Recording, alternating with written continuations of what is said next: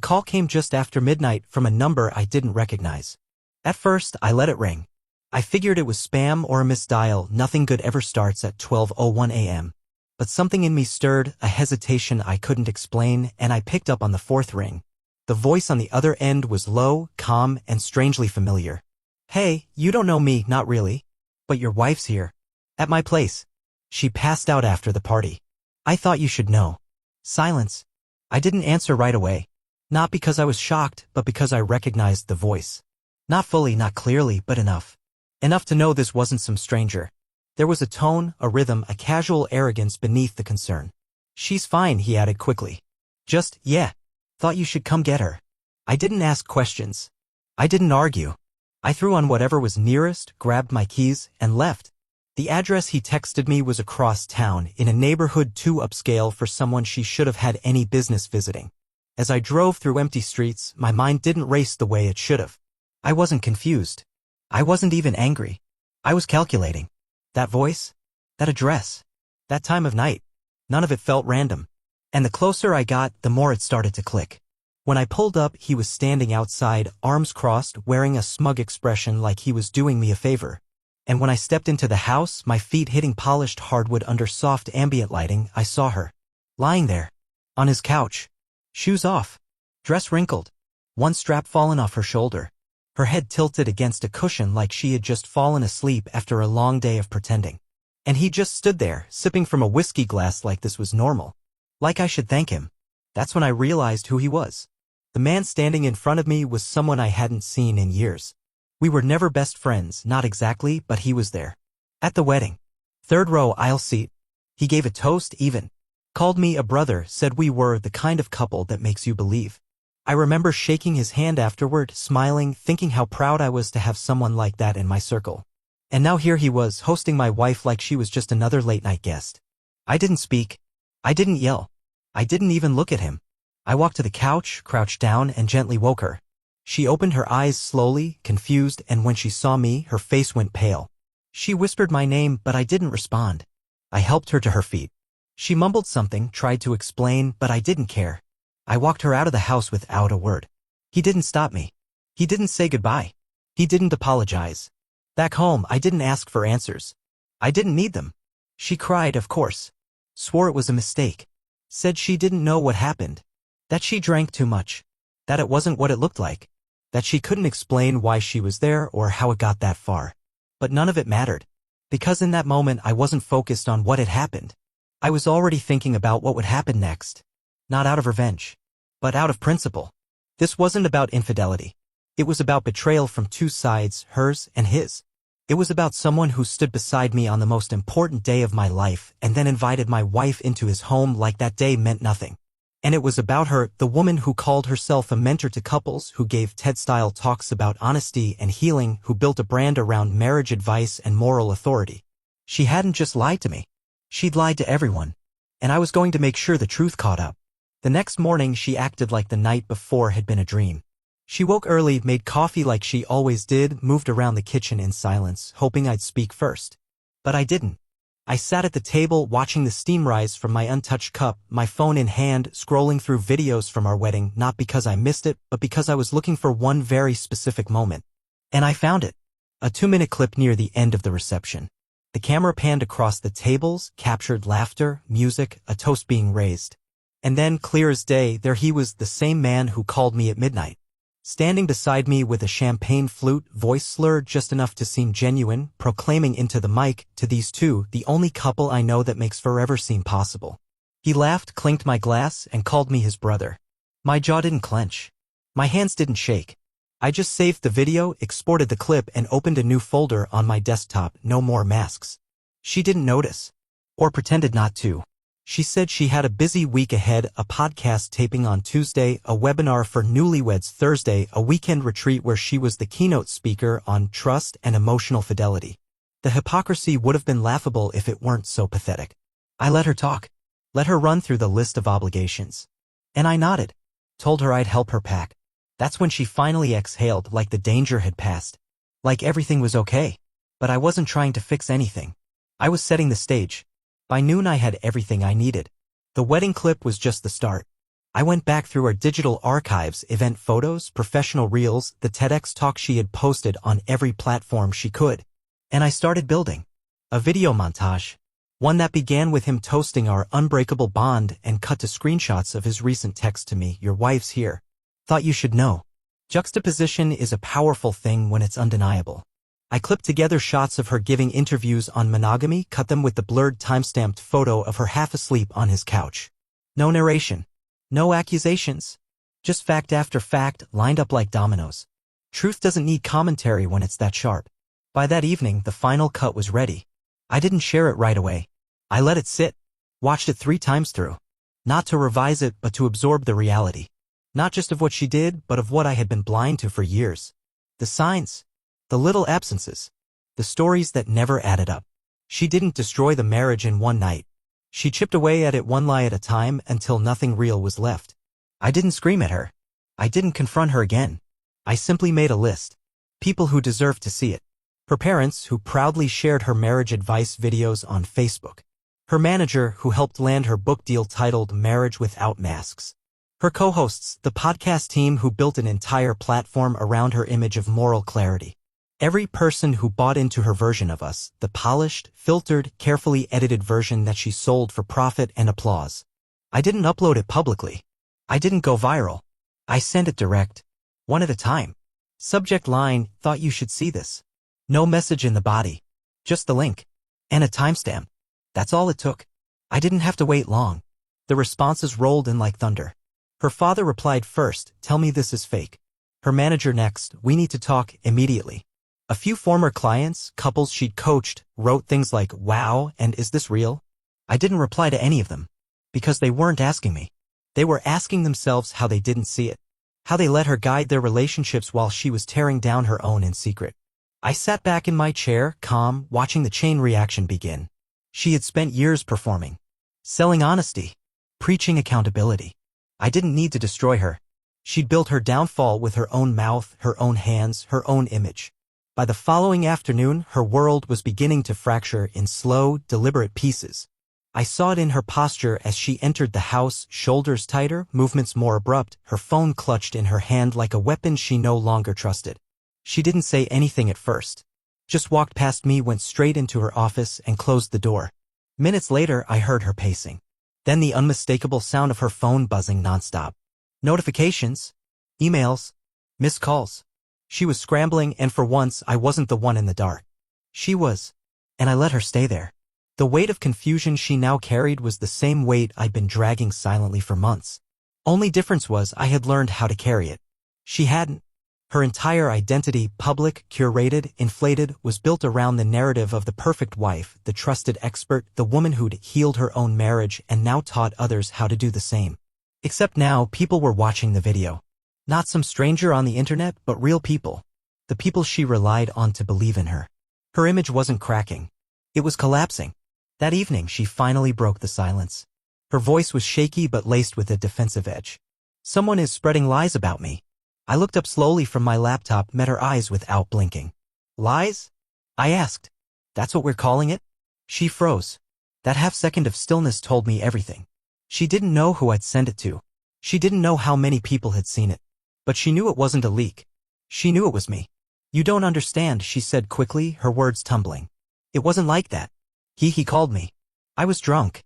I didn't mean to end up there. I didn't even know he lived in that neighborhood. I thought it was just a group thing." I stared at her like I was looking through her. "You're not sorry you went there," I said. "You're sorry someone found out." She opened her mouth to respond, but there was nothing left to say. She sat down slowly, burying her face in her hands. "You don't get it. My career, my reputation, everything I've worked for," her voice cracked. "It's gone." I didn't flinch. I didn't console her. I just said what I'd been holding for days. "You built your reputation on a lie. And now it's just catching up." She looked up at me with hollow eyes. "You sent it to everyone?" I nodded. "Not everyone. Just the people who thought they knew you." There was no screaming. No begging. Just the hollow rhythm of a woman realizing that for the first time in her life, her story was no longer hers to control. She tried to spin it. She called her manager and blamed an attack. She emailed her podcast co-hosts claiming fabrication and deepfakes. But you can't fake a man's voice saying, "Your wife is here." You can't fake her curled up on his couch. You can't fake the smug expression on a man who once toasted your marriage while seducing your wife behind your back. Truth, when delivered in silence and sequence, is more powerful than any performance. She stayed up all night trying to clean it up, posting vague statements about privacy, malicious intent, and healing through adversity. I watched her PR instincts kick in like muscle memory, but it was already too late. The montage was out there. And worse, it was real. Screenshots started showing up in group chats she wasn't a part of. People began removing her from planned panels. A venue hosting one of her workshops sent a notice that the event had been postponed indefinitely. Her mother, who had always been her loudest supporter, called once, just once. I overheard part of it from the hallway. How could you? Her mother asked. Not about the marriage. About the lie. About the image. And then came the final blow. One of the organizers from a national conference she was scheduled to headline posted a statement on their page. We were unaware of recent developments involving one of our keynote speakers. After reviewing the facts, we've decided to respectfully cancel her appearance in alignment with our organization's values. It was polite, professional, and fatal. She saw it. And that's when she broke. She walked into the kitchen, shaking, eyes red, clutching her phone like a lifeline. Please, she whispered, barely louder than a breath. Help me fix this. Not for me. For us. For our family. But there was no us left. Just her, standing in the ruins of a world she built with both hands and burned down with one choice. I didn't answer her. Not immediately. Not at all, at first. I stood there, watching her, the same way someone might watch a fire that's already devoured everything but still burns, still refuses to admit it's over. She was trembling, clutching her phone, begging, not with rage or excuses this time, but with something worse, desperation. But even that felt hollow. I'd seen her act too many times before. She knew how to cry on command. Knew how to soften her voice just enough to make herself seem small, redeemable. But this wasn't about a mistake anymore. This was about a system she had built, a perfectly engineered structure of credibility, morality, and personal branding that now stood in ash. And she was realizing that no amount of spin would rebuild it. Not this time. I finally spoke, quietly, steadily. You didn't ask for help when you were building this version of yourself. You don't get to ask me now to rescue it. She tried to argue. This wasn't about us. You're making it bigger than it is. That line was the last nail. Bigger than it is? No, this wasn't small. This was the foundation of everything she'd sold to the world. When someone tells thousands of people how to fix their marriages, how to build trust, how to create honesty while lying every day in her own, that's not a mistake. That's fraud wrapped in sentimentality. You turned our life into a product, I said. And now the reviews are coming in. She stepped back, wounded by the bluntness, but it was the only language left between us. In the following days, the silence between us was louder than any fight could have been. We moved around each other like strangers. She stayed locked in her office most hours, typing, deleting, pacing, drafting statements that would never sound sincere. I barely saw her eat. Her phone kept buzzing, some calls she answered, most she didn't. I knew what they were. Damage control. People she owed appearances to, partnerships that were now liabilities, clients who felt betrayed. Her team tried to salvage what they could, but the story had taken a life of its own. Once the footage was out there, it wasn't just about the betrayal. It was about the hypocrisy. That was the real wound. And people don't forgive hypocrisy. One night, I walked past her office and saw her watching the wedding footage. Our wedding. The part where he spoke. Where he raised a glass and said to trust. Because without it, love is just a performance. The irony didn't even need pointing out. She paused the video, rewound it, played it again, like maybe if she could understand the moment it all changed, she could reverse it. But some things don't rewind. They just echo. She came to me again, quieter this time. I know I can't change what happened, she said. But please. I'm still a mother. I'm still a wife. What's left of me needs something to hold on to. Don't do this to our family. That word family was her last card. She didn't say our love or our marriage or even our truth. Just our family. Because she knew what mattered most to the public, to the people still holding on by a thread. She didn't want to fix what was broken between us. She wanted to salvage what she could still use. And in that moment I realized I had already left. Maybe not physically, but the part of me that once needed her, believed her, defended her, he was gone. So I told her, simply and clearly, you used your platform to lie. You used my silence to protect you. Now I'm done being silent. And I walked away. I didn't slam a door. I didn't scream. I didn't leave the house. I just left her standing there, holding her phone, with the ghost of her own deception hanging in the room like fog. The next morning, she was gone. Her suitcase, her keys, her perfume from the bathroom counter. No note. No goodbye. Just absence. The quiet she used to fear, now permanent. I stood in the hallway, staring at the space where she used to sleep, and I didn't feel relief. I didn't feel anger. I just felt distance, a cold, clean distance between me and the person I thought I knew. And that's when I opened the laptop one last time. Not to send more messages. Not to upload anything new. But to finish a draft I'd been working on in the background. A letter. Not to her. To myself. A farewell not to the woman, but to the illusion. To the lie I'd once loved. The letter was short. Not poetic, not dramatic. Just honest. A few paragraphs that acknowledged what I'd allowed, what I'd ignored, and what I had finally accepted. I didn't write it to publish, or to post, or to share. I wrote it because I needed to end the chapter properly for me. Because even though the whole world now saw her for what she had done, I still had to reconcile with the version of myself who let it happen. The version who believed her every time she came home late and whispered something soft and empty. The version who defended her when others quietly raised eyebrows. I didn't blame him. He loved with everything he had. But I had to leave him behind, too. That man existed only in the world where she was who she claimed to be. And that world was gone.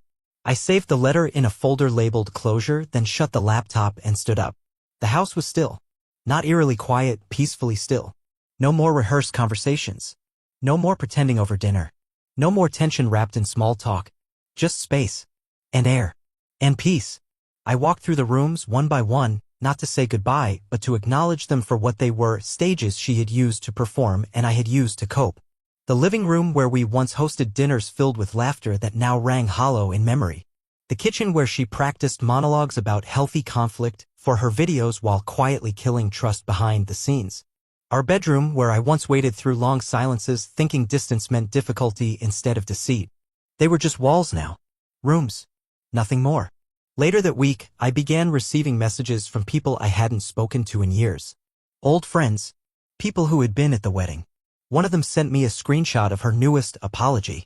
It was posted quietly, buried beneath her usual content. A single slide, white text on black. Sometimes the people we hurt most are the ones we love the most. I'm on a journey now, one of accountability and reflection. Please respect our privacy. No names. No ownership. No apology. Just strategy. I didn't respond. I didn't need to.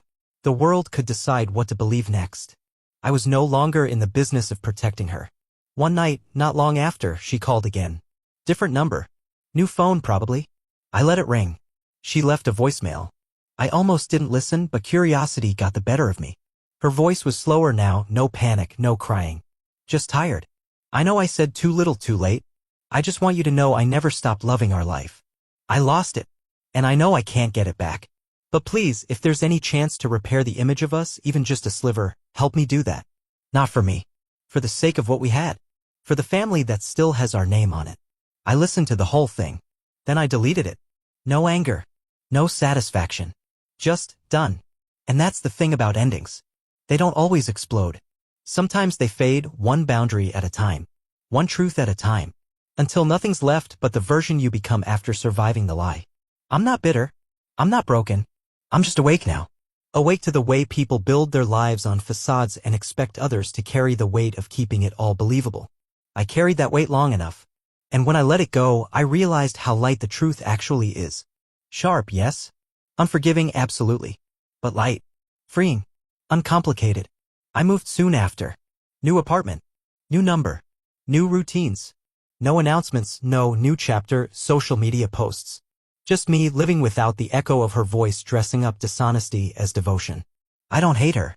I don't love her. I just don't carry her anymore. And maybe that's the best kind of ending you can hope for. If you've been through something like this, if someone sold you a version of love only to reveal something else entirely, know this, you are not the lie they told. You are the truth you choose after. You don't have to shout it. You don't have to share it. You just have to live it. Quietly. Clearly. Fully. If this story meant something to you, drop a comment and subscribe. Someone else might be waiting for the silence to end and your voice could be the one that reminds them they're not alone.